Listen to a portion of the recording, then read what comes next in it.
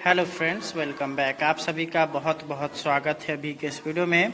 अभी के इस वीडियो में हम लोग बात कर रहे हैं बिहार में जो नया छुट्टी लिस्ट आया है, जिसमें बीपीएससी शिक्षक, विशिष्ट शिक्षक और नियोजित शिक्षकों के लिए यहाँ पर यह जो छुट्टी लिस्ट आया है, जिसमें यहाँ पर उनको कौन कौन सी छुट्टी मिलेगी, कितने प्रकार की छुट्टी एक बार वो ले सकते हैं, कौन कौन सा छुट्टी लेने के लिए उनको कहाँ से आवेदन देना पड़ेगा, कितने दिनों की छुट्टी उनको मिलेगा, चाहे वो सीएल हो, एसएल हो, मातृत्व अवकाश हो, पितृत्व अवकाश हो, कि इनको कितना छुट्टी मिलेगा, सारा कुछ आ चुका है।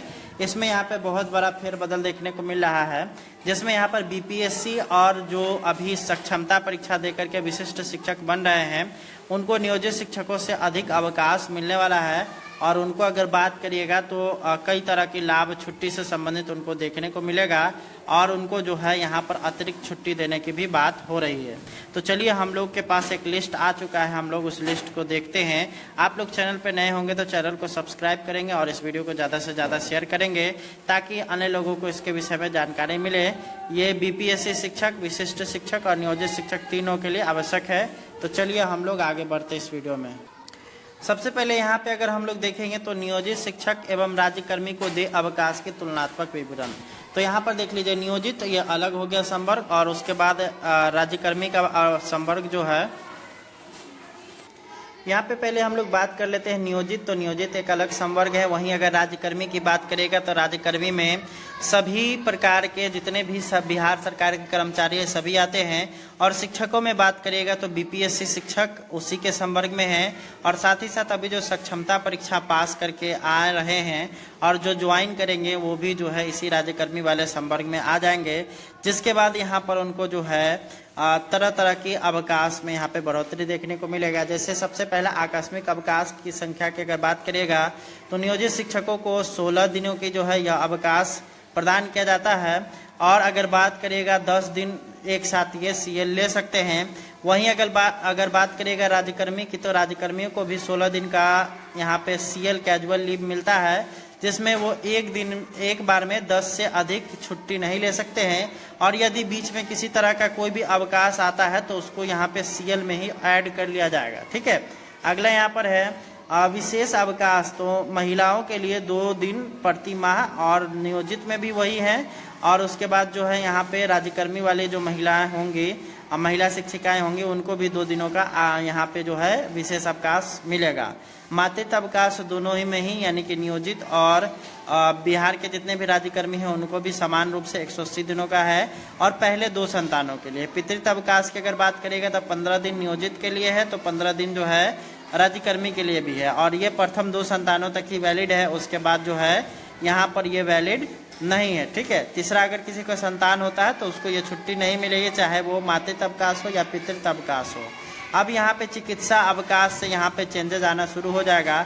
चिकित्सा अवकाश की अगर बात करेगा नियोजित को, तो उनके पूरे सेवा काल में मात्र 120 दिनों की जो है यहाँ पर मेडिकल लीव है, और एक कैलेंडर वर्ष में 20 दिनों की चिकित्सा अवकाश अनुमान्य है। अगर उससे अधिक अगर लेना है तो फिर से आप लोग को आवेदन करना पड़ेगा। वहीं अगर बात करिएगा आपका जब आप लोग राज्यकर्मी बनिएगा तो आप 180 दिन तक जो है यहाँ पर पूर्ण वेतन पर जो है आपको जो है चिकित्सा अवकाश मिलेगा, और 360 दिनों तक अर्ध वेतन पर रूपांतरित अवकाश मिलेगा। ये आप लोग के लिए महत्वपूर्ण है। 180 दिन जो है जिसमें आप लोग को पूरा वेतन मिलेगा, और 360 दिन अगर लेते हैं मेडिकल लीव तो आप लोग को जो है यहाँ पर आधा वेतन मिलेगा। अर्जित अवकाश की बात करिएगा तो यहाँ पर अर्जित अवकाश नियोजित शिक्षकों की प्रथम 2 वर्षों की जो सेवा है उसके उपरांत 11 दिनों का मिलेगा, और उनके जीवन काल की अगर बात करिएगा तो अधिकतम 120 दिन तक उनका जो है संचित रहना चाहिए। यानी कि अगर मान लीजिए कि कोई ऐसे शिक्षक साथी हैं जो कि अर्जित अवकाश ईएल लेना चाहते हैं, तो परंतु उनका जो है सेवा काल में 120 दिन का जो ईएल है वो उनको छोड़ना पड़ेगा। वहीं अगर बात करिएगा अगर यहाँ पे राज्यकर्मी की, तो राज्यकर्मी को 30 दिनों के अर्जित यहाँ पर है प्रत्येक वर्ष में यहाँ पे 30 दिनों की अर्जित अवकाश मिलेगा और अधिकतम 300 दिन तक उनको संचित रखना होगा। 300 दिन वहाँ पे उनको जो है बचा करके रखना पड़ेगा, ये यहाँ पर मैटर करेगा। और आपका जितना अधिक यहाँ पे अर्जित अवकाश बचा रहेगा, चाहे वो नियोजित हो और चाहे वो राज्यकर्मी हो, उनको जो है उस हिसाब से पे किया जाएगा। अब यहाँ पे बात आता है, चूंकि नियोजित का अगर बात करेगा तो नियोजित में इसकी संख्या ईएल की संख्या कम है, और वहीं अगर बात करिएगा राज्यकर्मी में तो ईएल की संख्या अधिक है, तो इसलिए यहाँ पर ये अधिक लाभकारी यहाँ पे साबित होगा, चिकित्सा में भी और साथ ही साथ अर्जित अवकाश में भी। आगे हम लोग देखेंगे तो आगे यहाँ पर आप लोग देखिएगा अध्ययन अवकाश, पढ़ाई लिखाई के लिए। तो यहाँ पर है नियोजित को यहाँ पे फायदा है, और इसमें अगर बात करिएगा तो 3 वर्षों तक उनको जो है अवैतनिक अवकाश दिया जाएगा।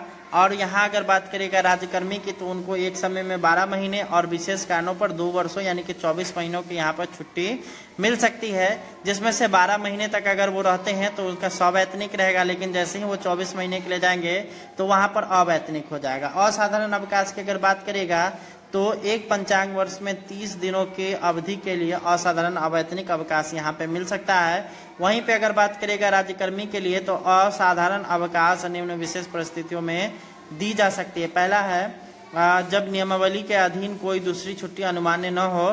दूसरा जो चीज है कि दूसरी छुट्टी अनुमान होने पर जब सरकारी सेवक असाधारण छुट्टी के लिए लिखित आवेदन करे तो सक्षम प्राधिकार किसी अनुमान्य छुट्टी के साथ या क्रम के असाधारण छुट्टी दे सकता है, और बिना छुट्टी के कालावधि के भूतलक्षी प्रभाव के साथ असाधारण छुट्टी को रूपांतरित कर सकता है।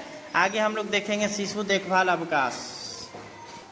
शिशु देखभाल अवकाश की अगर बात करेगा तो नियोजित शिक्षकों को यह मिलेगा नहीं, परंतु अगर बात करेगा राज्यकर्मी में तो महिला कर्मचारी को पूरे सेवा अवधि में केवल 2 संतानों के लिए बीमारी की दशा में पालन पोषण की देखभाल के लिए 2 वर्ष यानी कि 730 दिनों की शिशु देखभाल अवकाश दे है। यह अवकाश 15 दिनों से कम का स्वीकृत नहीं होगा। अगर आप एक बार अगर यह अवकाश लेने जाते हैं तो कम से कम 15 दिनों का अवकाश यहाँ पे मिलेगा, और एक पंचांग वर्ष में 3 वर्ष से अधिक स्वीकृत नहीं किया जा सकता है, यानी कि आप अधिकतम एक वर्ष में 45 शिशु देखभाल अवकाश ले सकते हैं।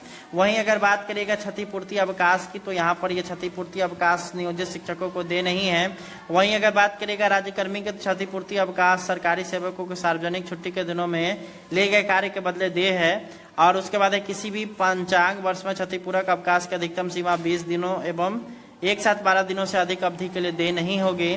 क्षतिपूरक अवकाश का उपयोग किसी पंचांग वर्ष के अगले वर्ष के अंत तक किया जा सकता है। ये 1 साल के लिए वैलिड रहता है। अगर किसी छुट्टी के दिनों में आपको जो है विद्यालय बुलाया जाता है तो उसके बदले आपको क्षतिपूर्ति अवकाश दिया जाएगा। तो ये यहाँ पर ये विशिष्ट शिक्षक और बीपीएससी शिक्षकों को लाभ है, परंतु नियोजित शिक्षकों को यह लाभ नहीं है। उसके बाद अदेय छुट्टी की अगर बात करेगा तो यहाँ पर नियोजित शिक्षकों को इसमें किसी भी तरह का कोई भी इसमें जानकारी नहीं दिया गया है। स्वास्थ्य प्रमाण पत्र के आधार पर पूरे सेवा काल अवधि में अर्ध वेतन पर 180 दिनों के लिए स्वीकृत की जा सकती है, बशर्ते कि सरकारी सेवा की छुट्टी खत्म होने के कर्तव्य पर लौट आने और उसके बाद आधे वेतन पर उतनी ही छुट्टी उपार्जित करने की आशा हो। तो ये यहाँ पर आप लोग देख सकते हैं, ये आप लोग का जो छुट्टी लिस्ट है 11 तरह की कुल छुट्टी है, जिसकी अगर बात करिएगा तो यहाँ पर नियोजित शिक्षकों से अधिक लाभ यहाँ पर विशिष्ट शिक्षक और बीपीएससी शिक्षकों को है। तो आप लोग के लिए यही था इन्फॉर्मेशन। इस वीडियो को शेयर करिए। मिलते हैं नेक्स्ट वीडियो में। धन्यवाद। Thanks for watching.